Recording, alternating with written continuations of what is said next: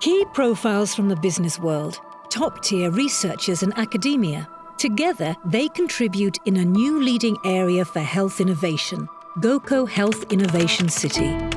An environment for collaboration between scientists, students, startups, and both small and large companies. All with a mission to unlock new solutions to global health challenges. Space is already available, and there will be more to come. Architecture and offices, collaborative spaces and innovation programs, living, service and restaurants. A culture for health innovation in the booming region of Gothenburg.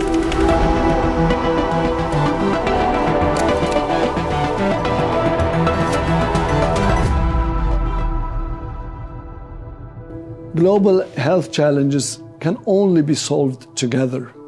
So therefore, life sciences needs to be driven jointly and in coordination at both the national, regional and local level, but also in close collaboration with industry, universities and other higher education facilities. In order for us to remain at the forefront, investments such as GoCo Health Innovation City, they are needed. The fact that GoCo now is taking further steps continues to advance its positions and make the region a world-leading innovation cluster. Because it is through collaboration that we can further strengthen our competitiveness, our innovation, but also meet our societal challenges.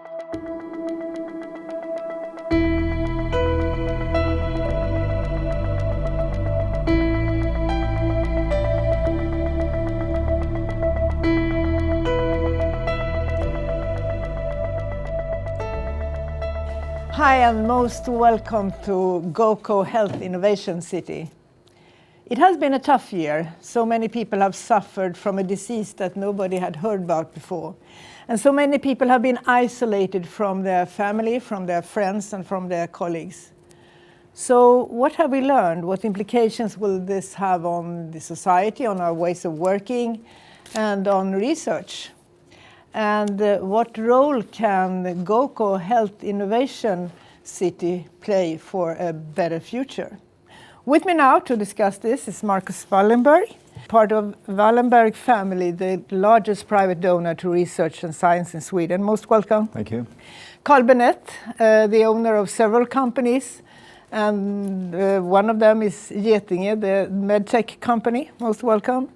And then Leif Johansson, the chairman of AstraZeneca. Most welcome, all of you. Well, what do you say? What is the impact of the pandemic when it comes to the importance of a place like this? What do you say? Will you start, Leif?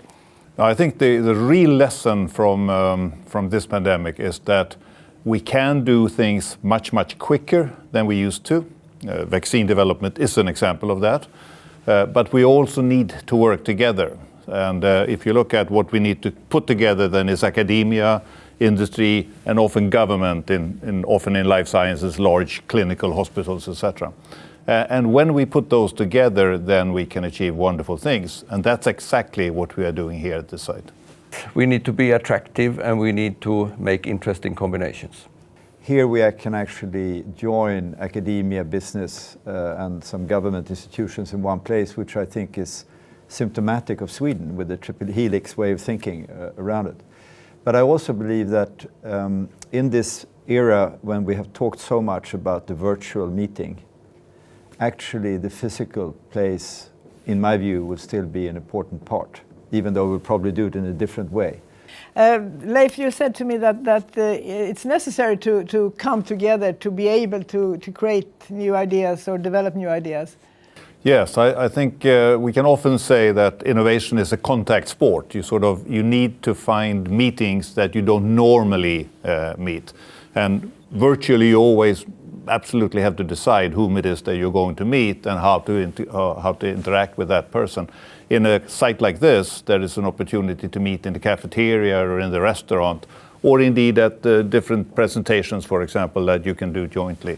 And I think this creative unplanned meetings actually is what drives innovation on both on an individual and on an organizational side. We need to invest in knowledge to be able to be attractive.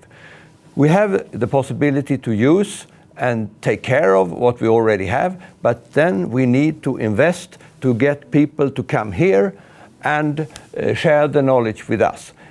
Marcus, your family donates a lot of money into research for decades now. What do you get back from that? You know, we hope it's going to be helpful, and it is helpful for one of the fundamental bases for Sweden to continue. We're a very, very small country. We probably punch above our weight in certain aspects, and in my mind, that comes very much from that we have a lot of excellence in research and innovation.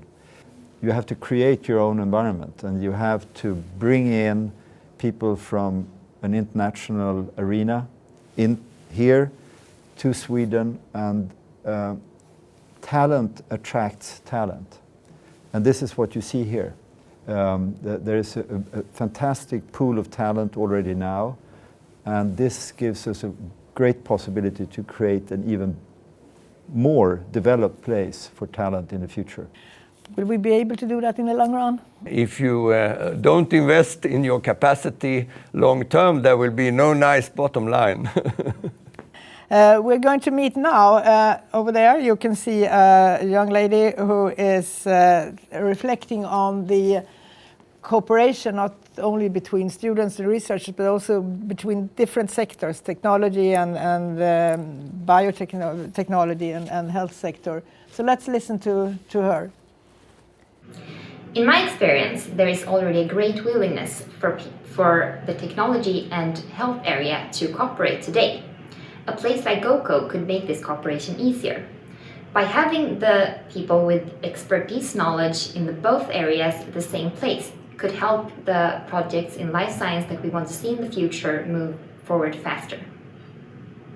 Absolutely. You know, my background is physics and engineering, and I'm now working in biology and chemistry, and it's obvious that there's lots to learn from each other. And very often actually technology as it now develops in different manufacturing of life science projects actually are combinations of different functional scientific methods that has come together. And hopefully this place will be a good birthplace for that. When you create a place like this, you must always remember, and I think AstraZeneca is a good example on that, they will always go where the knowledge and science is. So the base for everything must be that there is a science to build on. So this hub or this city will of course work around the world. So it will not only work here, but they will be as attractive as their own capacity. So they need, for example, to work with a hospital in Toronto if the knowledge is there. So this is a combination of what is here and how you build the structure towards where the knowledge is. We are trying to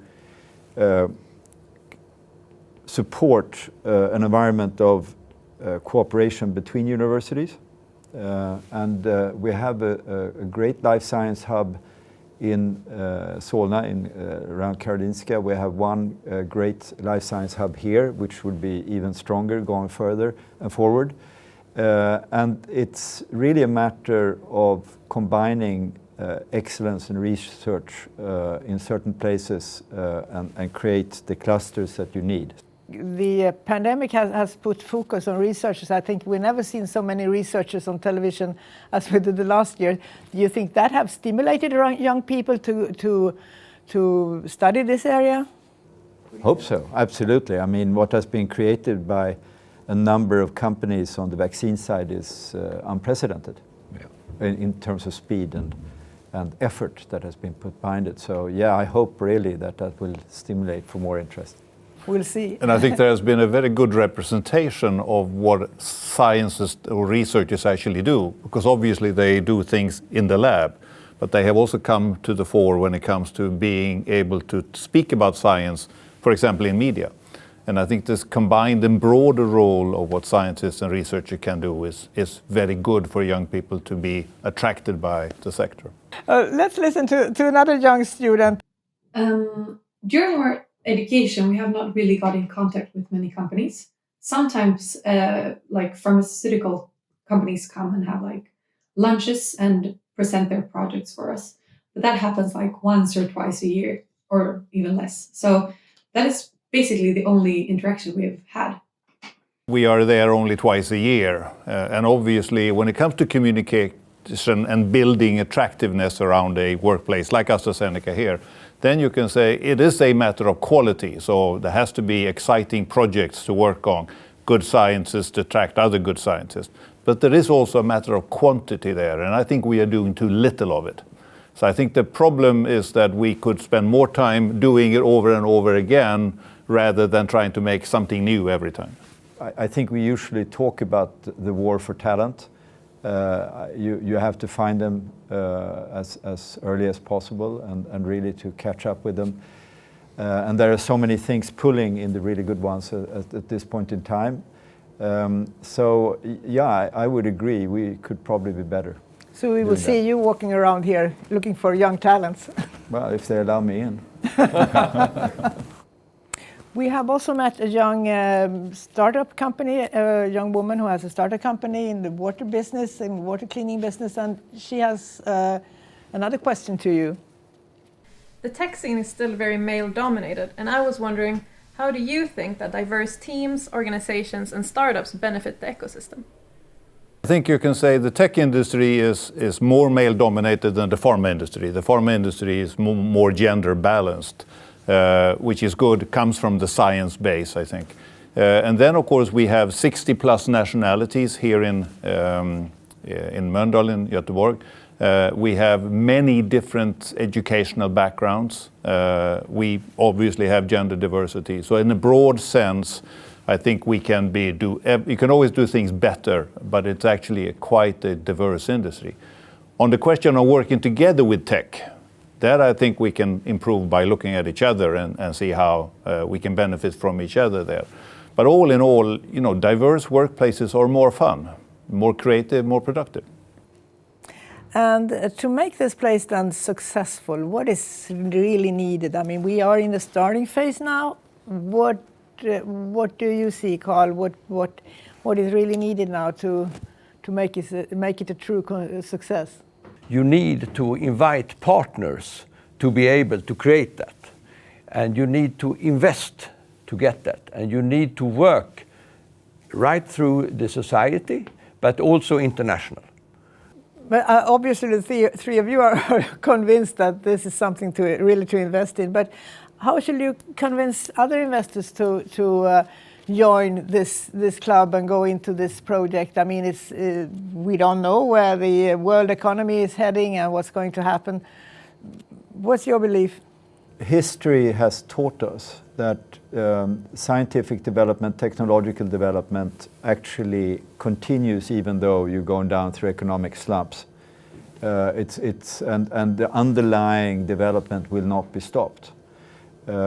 I think one of the key aspects here is that you hopefully will attract risk capital into those ideas being developed here going forward, which will support, Carl is one of the big supporters of several companies in this area. I think that's a very important part of it. We're usually very good at bringing forward new patents and new innovations in this country. We're not so good at transforming it into new companies.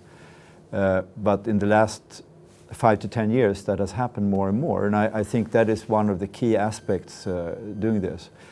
And I can only emphasize once more the importance of the excellence factor, because we are, if you want to build something, you have to have the competitive edge in a very, very competitive world. And to do that, you need the best and the brightest around you. And I hope that GoCo will achieve that position. So if you come back here in 10 years' time, what will we see then? What will happen here then? I think we will see a bustling, dynamic place with a combination of large companies and small companies across a broad range of life science disciplines, but also technology, in such a way that the whole area here becomes a very attractive workplace. So thank you so much for participating in this conversation. Thank you. Thank you. And now we will meet the CEO of AstraZeneca, Pascal Soriot. What excites me about the GoCo project is that it really is a physical representation of the belief that our company has had for a long time, which is that great science comes through collaboration. No company has a monopoly on good ideas. Breakthrough science and technologies can come from anyone and anywhere. And we in the life science community need to create channels for great ideas to be heard and put into action. I believe that the pandemic has shown how fragile our society is. I also believe, though, that it has shown us what is possible when we all work together. One of many things that I love about our Gothenburg site is that we have more than 60 nationalities on site, and people with a great variety of professional and personal backgrounds. This diversity, I believe, is what makes Gothenburg such a strong R&D site. I want GoCo to be exactly the same, and even more so.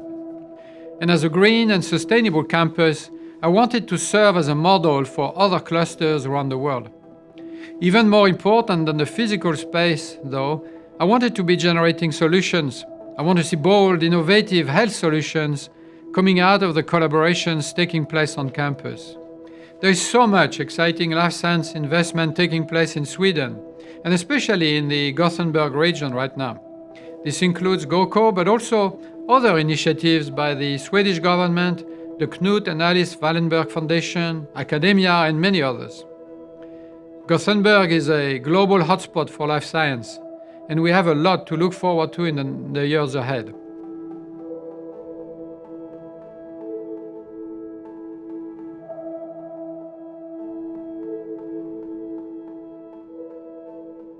So the concept of GoCo Health Innovation City is a close cooperation between industry and academia.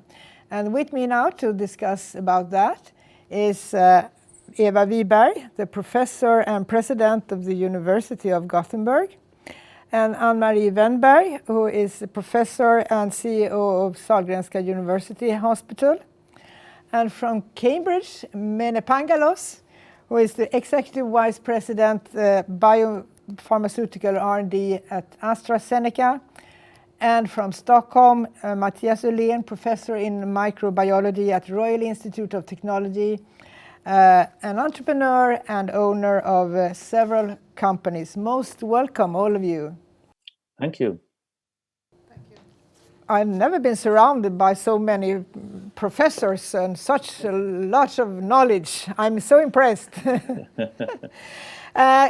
Please tell me, what is your expectations on a place like GoCo, Eva? Well, I think that GoCo is the right hub where we can unite academia, the industry, the entrepreneurship, startups, and students.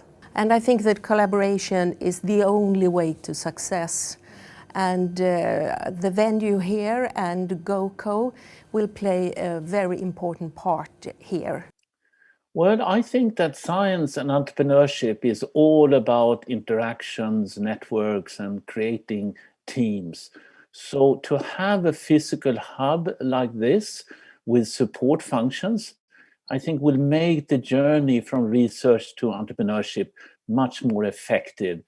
And for me, GoCo is really helping us deliver that, because we're talking about 100,000 square meters of space for life science research, potentially 350 companies, 7,000 people. That interaction is going to create a vibrancy and an energy on the site that is going to hopefully make Gothenburg one of the premier life sciences ecosystems in Europe. What I'm thinking of is Sweden is a rather small country. I mean, why Sweden? I mean, you are working globally. I suppose there are several other places in the world that could be just as good as this one? I think Sweden actually, in terms of the quality of the science, the quality of the innovation, entrepreneurism, if I see what's been happening, in places like Lund or Stockholm and now Gothenburg as well, it's one of the premier places to do artificial intelligence and machine learning. It has fantastic medical capabilities, and I think life sciences is also very, very strong.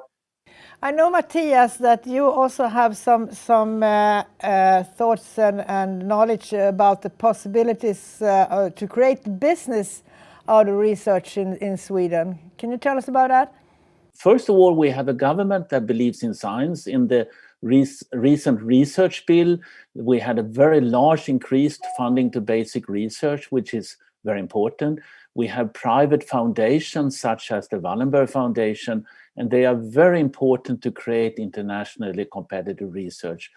We also have in Sweden that academic workers own their own innovation. That makes starting innovation-driven companies less complicated. And that is, I think, one of the reasons why we have such a smooth process. So I am very, very optimistic about the environment in Sweden and making innovation-driven science in Sweden. And you yourself are a good example of turning research into businesses, aren't you?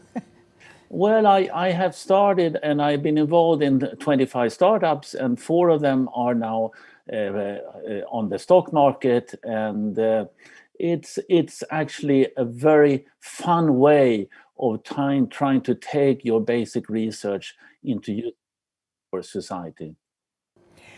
We have also met some students, and we're going now to listen to one of them, and it's a young guy who is thinking a little bit about this thing about competition. Is everybody going into business and so on? Let's listen to him. To me, it seems that these hubs, only competitive people would be there, people who all want to get their idea to the market. How will creativity be able to strive in a place that is so competitive? Yes, what about creativity? What do you think, Anne-Marie? Well, I think a combination of these two, that is a really good thing. And I think we've seen now, for example, during the pandemic, that the researchers, when we open up the discussion and they can share all their knowledge, experts can share their knowledge, it really brings out a very good environment. At the same time, we have seen deep conflicts between researchers in the same area, talking about the debate about how to handle the pandemic. So what kind of signal do you think that sends to young people? No, but I think, we've seen it's an increase in the interest in applying for positions and also starting in different programs in the healthcare. When it comes to the creativity and competitiveness, I don't really see that as a problem. I think that actually competitiveness creates creativity. And therefore, I don't see that as a problem. And it is very important that we compete with each other to get the best solutions out to the society.